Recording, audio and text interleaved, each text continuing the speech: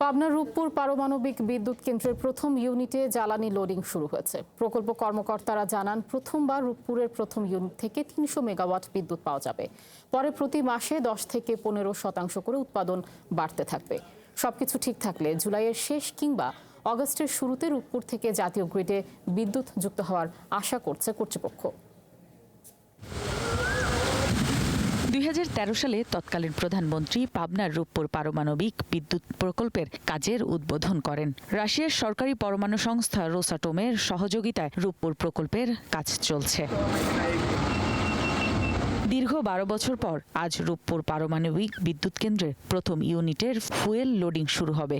এরপর পরীক্ষামূলকভাবে জুলাইয়ের শেষের দিকে অথবা আগস্টের প্রথম সপ্তাহে এই প্রকল্প থেকে জাতীয় গ্রিডে বিদ্যুৎ সরবরাহ শুরু হবে। ১,৩৮,৬৮৫ কোটি টাকা খরচে ২ ইউনিটে ২৪০০ মেগাওয়াট বিদ্যুৎ উৎপাদন হবে প্রকল্পটিতে।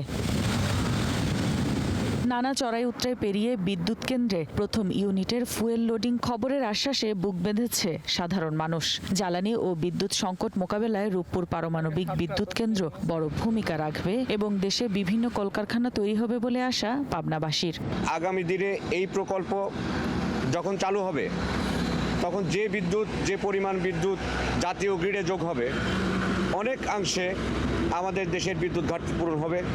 উত্তরবঙ্গ সহ সারা বাংলাদেশে বিদ্যুতের নতুন সংযোজনে যদি আসে তাহলে আমরা খুবই উপকৃত হব।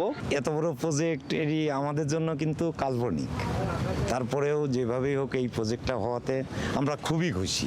গাড়ি ঘোড়া চলা, আমরা যে গাড়ি চালাই, গাড়িতে চার্জ ভালো হবে, বাড়িতে কারেন্ট ভালো থাকবে, ঘুম ভালো হবে। বর্তমান বৈশ্বিক সংকট মোকাবেলায় জ্বালানি এবং বিদ্যুতের উৎপাদনে গেলে এই অঞ্চল সহ বাংলাদেশের বিদ্যুতের সোর্স হিসেবে কাজ করবে বলে জানান জেলার এই কর্মকর্তা। ইউরেনিয়ামকে নিরাপদ কাজে ব্যবহার করে শান্তিপূর্ণ উপায়ে আমরা আমাদের যে ক্রাইসিস রয়েছে বিদ্যুতের সেটি পূরণ করতে পারবো বলে আমার দৃঢ় বিশ্বাস। রূপপুর পারমাণবিক প্রকল্পের কারণে বাংলাদেশ যেমন বিশ্বের দরবারে পেয়েছে সুনাম, তেমনি দেশের বিদ্যুতের চাহিদার বড় অংশ যোগান দিবে এই কেন্দ্র থেকে।